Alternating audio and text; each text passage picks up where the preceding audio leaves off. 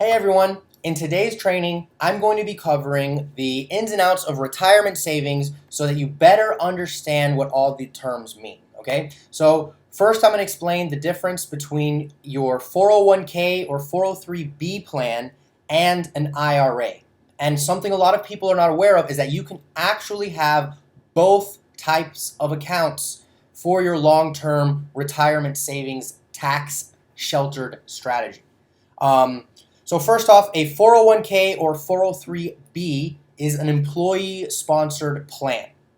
I highly recommend if you have it to take advantage, as a lot of them have employee matches, which is basically immediate realized gains on your money. So whenever you contribute money, the employer match comes in, and that already starts building your little snowball.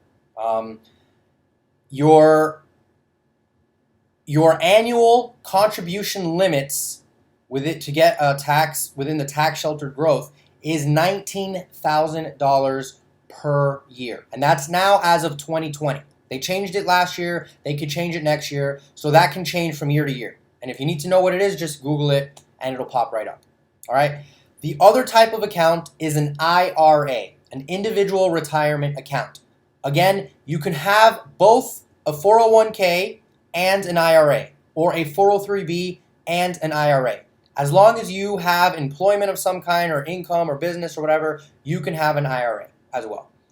The maximum contribution limit for an IRA is $6,000 per year. So between the two retirement savings accounts, you can contribute up to $25,000 per year.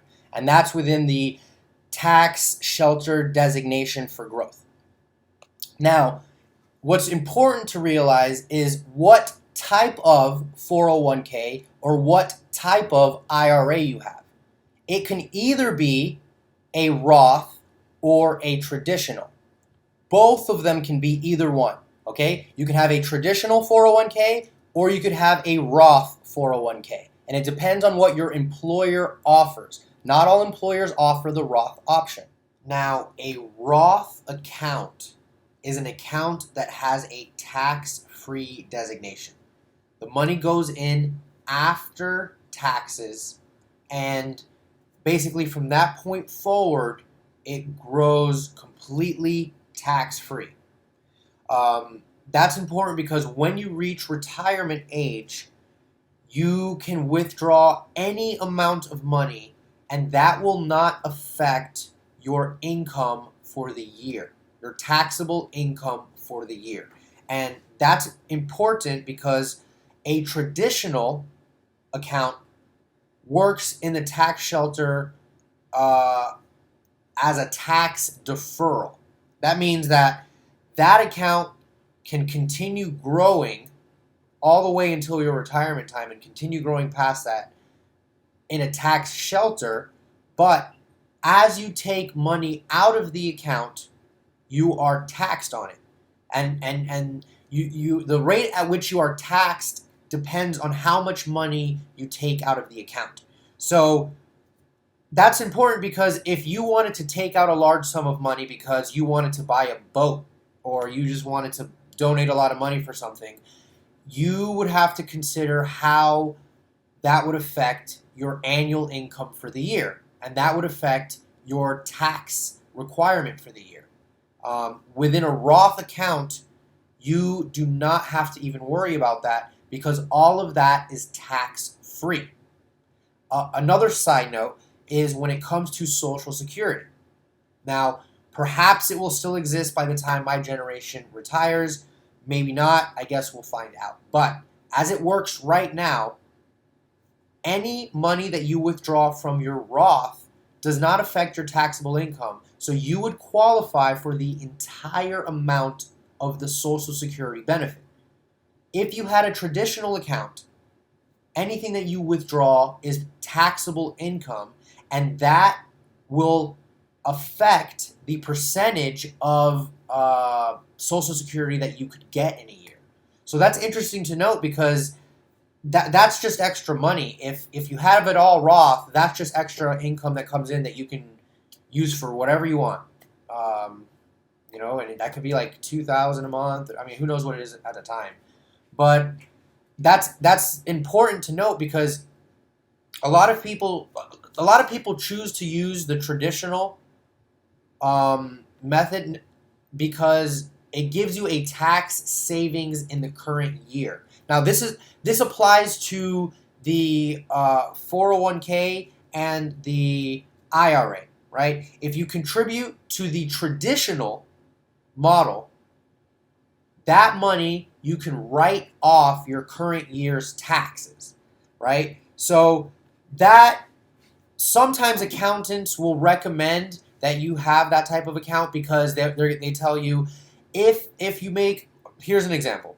Let's say at $95,000, let's say at $100,000 a year, you pay 25% taxes. So at 99,999 whatever dollars a year, you pay like 20%. So if you contribute to a traditional account, sometimes it can bump you down a tax bracket, which could be a difference in tax savings for that year. Now, that's really good and all, except this little detail. The amount of money that you have when you retire, right? That huge amount of money that you have when you retire. The majority of that money is going to be growth, okay? The majority of that money is not going to be the amount of money that you put in. The majority of that money is going to be how much money you put in grew to be over years, compounding interest. So if you had $1 million in there, most likely you would put in a small percentage of that $1 million, right? So I would say it's smarter long-term strategy to pay the taxes in the current year, and then you never, ever, ever pay taxes again on any of the growth of that money, right? So the larger portion of that account is going to be growth, and all of that growth will be tax-free in a Roth. In a traditional, you may save that money this year, right? You may get that tax savings this year, but what you do is you have a tax deferral, okay? That means that you have deferred your tax liability to a later date because in order to maintain a certain lifestyle, it will put you in a certain tax bracket depending on how much money you're taking out. And as we have noticed over the last couple years, that can change. If you make $100,000 a year, you might be in a 20% tax bracket one year, you might be in a 30% tax bracket in another year. That can change, right? So let's say you had $1 million and your tax rate would be 20%. 20% of that nest egg could be taxes at the end of the day. Whereas in a Roth, none of that goes to taxes. None of it. It doesn't matter who's in office and what they decide the tax rate's going to be based on your income or whatever, because when you retire, all that Roth money is going to be tax-free.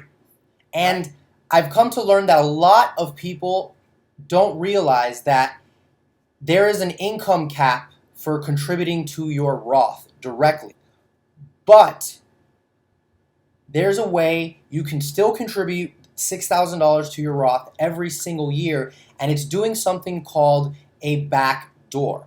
And it's basically, this is the very simplified version. If you want more info about it, make a comment or something and I'll go into more detail.